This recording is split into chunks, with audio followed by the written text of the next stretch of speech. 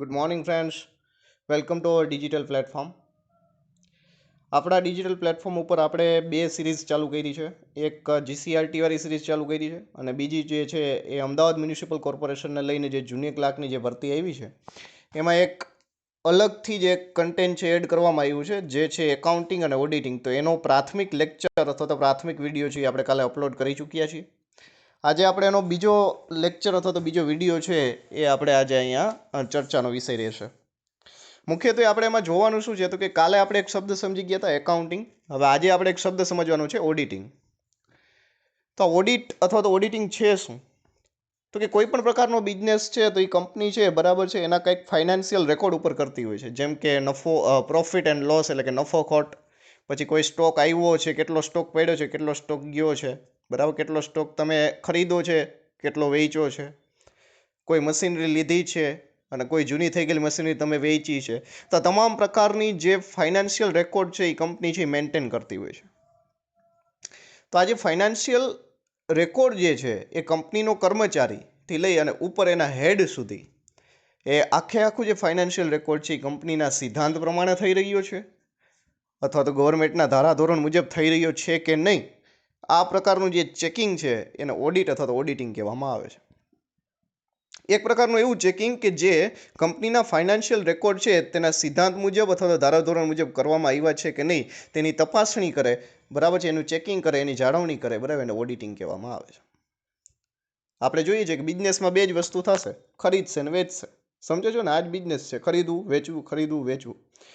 તો આ ખરીદવું અને વેચવું આવા પ્રકારના ફાઇનાન્શિયલ જે રેકોર્ડ થતા હોય, જે ટ્રાન્ઝેક્શન થતા હોય, ટ્રાન્ઝેક્શન છે રેકોર્ડ છે એ કંપનીના ધારાધોરણ મુજબ થાય છે, કંપનીના સિદ્ધાંત અનુસાર થાય છે. બીજી વસ્તુ એ ગવર્મેન્ટના ધારાધોરણ મુજબ થાય છે કે નહીં, આ પ્રકારનું જે ચેકિંગ અથવા તો આપણે એની તપાસણી કરીએ છીએ એને આપણે ઓડિટ અથવા તો ઓડિટિંગ કહીએ છીએ.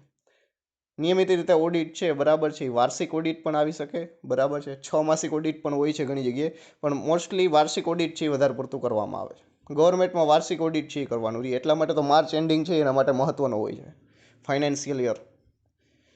તો એને ઓડિટ કહેવામાં આવે છે. એટલે ઓડિટ અથવા તો ઓડિટિંગ એટલે શું? તો કે સામાન્ય શબ્દોમાં કહું તમને તો તપાસણી, કે તમે જે કાર્ય કરો છો, તમે જે રેકોર્ડ નોંધો છો એ રેકોર્ડ કંપનીના સિદ્ધાંત અનુસાર છે, એના ઇથિક્સ પ્રમાણે છે, ગવર્મેન્ટના ધારાધોરણ મુજબ છે, ગવર્મેન્ટના રૂલ્સ હેઠળ આવે છે કે નથી આવતા, બરાબર છે, કોઈ પણ જાતનો ભ્રષ્ટાચાર એમાં કરવામાં આવ્યો નથી, વગેરે વગેરે જેવી માહિતી જે તપાસણી જે કરવામાં આવે એને આપણે ઓડિટ અથવા તો ઓડિટિંગ કહીએ છીએ.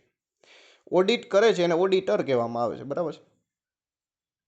એક્ઝામ્પલ સાથે એક વસ્તુ સમજાવું કે કોઈ એક બિઝનેસ છે, બરાબર છે, એમાં એક નવા પ્રકારનું એક મશીન એડ કરવામાં આવે જેની વેલ્યુ છે ₹1,00,000. હવે જ્યારે પણ કંપનીનું ફાઇનાન્શિયલ રેકોર્ડનું ઓડિટ થશે તો એમાં ₹1,00,000નું જે મશીન ખરીદ્યું એ એમાં બતાવવું પડશે. હવે કોઈ વ્યક્તિ એમાં બતાવે છે કે નથી બતાવતો, બરાબર છે, એ કંપનીના એમ્પ્લોયના ઇથિક્સ ઉપર આધાર રાખશે. હવે એમાં માની લો કે ₹1,00,000ની જગ્યાએ 50,000નું મશીન બતાવે છે, તો અહીંયા 50,000નો ભ્રષ્ટાચાર થાય છે એવું દેખીતું નજરે ચડે આપણને. સમજો છો મારી વસ્તુ? તો આવું વસ્તુ ન થાય એના માટે ઓડિટ કરવું જરૂરી છે. એટલે કે રિયલમાં જે મશીનની વેલ્યુ છે એ એમાં એડ થયેલી છે. બીજી વસ્તુ, ઘણીવાર અદ્રશ્ય ભ્રષ્ટાચાર પણ થાય.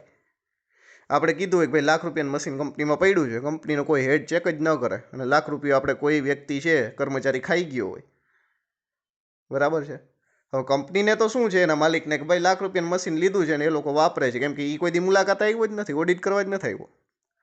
અને કંપનીના કર્મચારી છે એને ખબર છે કે આ કોઈ દી ઓડિટ કરવા આવશે ને, ચેકિંગમાં આવશે ને, આપણે મોજ કરો તમે તમારે. સમજાય જ વસ્તુ? તો આવા પ્રકારનો ભ્રષ્ટાચાર પણ થાય છે કે હકીકતે પૈસા લઈ લીધા છે મશીનના પણ મશીનરી આવી જ નથી. સમજો છો?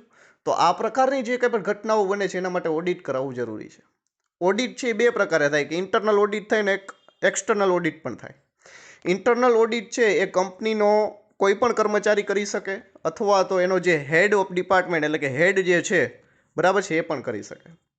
એક્સટર્નલ ઓડિટિંગ છે એ એક્સટર્નલ ઓડિટિંગ બહારથી આવેલો કોઈ પણ વ્યક્તિ કરી શકે, કેમ કે એક્સટર્નલ ઓડિટિંગ ત્યારે કરવામાં આવે કે જ્યારે કંપનીના કર્મચારીઓ ઉપર ભરોસો ન હોય, કંપનીના હેડ ઉપર ભરોસો ન હોય, ત્યારે એક્સટર્નલ ઓડિટ છે એ કરવામાં આવે છે, જેથી કરીને ઇથિક્સ અને જે કંઈ પણ કંપનીની વેલ્યુએશન છે એ જળવાઈ રહી. તો આ બે પ્રકારે ઓડિટ થાય, એક ઇન્ટરનલ ઓડિટ થાય અને એક એક્સટર્નલ ઓડિટ થાય. આ વસ્તુ યાદ રાખજો કે ઓડિટના કેટલા પ્રકાર છે, બે પ્રકાર પડે, internal audit and external audit. Internal audit કોણ કરી શકે? તો કે કંપનીનો કોઈ પણ કર્મચારી કરી શકે, કંપનીનો હેડ કરી શકે. એક્સટર્નલ ઓડિટ કોણ કરી શકે? તો કે બહારથી આવેલો કોઈ પણ વ્યક્તિ છે, બરાબર છે, એ કરી શકે. હવે ગવર્મેન્ટ રિક્રુટ પણ હોઈ શકે, કોઈ પ્રાઇવેટ કંપની જે સિક્યુરિટી પ્રોવાઈડ કરતી હોય, બરાબર છે, એનો કોઈ કર્મચારી પણ હોઈ શકે. તો આ 2 પ્રકાર ઓડિટના પડે છે. આઈ હોપ કે તમને કાલે એકાઉન્ટ શું છે એ સમજાઈ ગયું, અને આજે આપણો જે મુદ્દો છે એ છે ઓડિટિંગ, તો ઓડિટ પણ સમજાઈ ગયું. હવે નેક્સ્ટ વિડીયોમાં પાછા કંઈક નવી માહિતી સાથે મળશું, બરાબર છે. આપણે શરૂઆતમાં એકાઉન્ટિંગ અને ઓડિટિંગનું બેઝ ક્લિયર કરીએ છીએ, બરાબર. તમારામાં PhD કરવાની જરૂર નથી. તમારે અમદાવાદ મ્યુનિસિપલ કોર્પોરેશનમાં ફક્ત ને ફક્ત 5 ને 5 10 માર્કનું જે પૂછાય છે એ રિલેટેડ જ આપણે કમ્પ્લીટ કરવાનું છે. વધારે પૂરતી વસ્તુઓ કરવાની જરૂર રહેતી નથી. Thank you. નેક્સ્ટ લેક્ચરમાં મળીએ છીએ.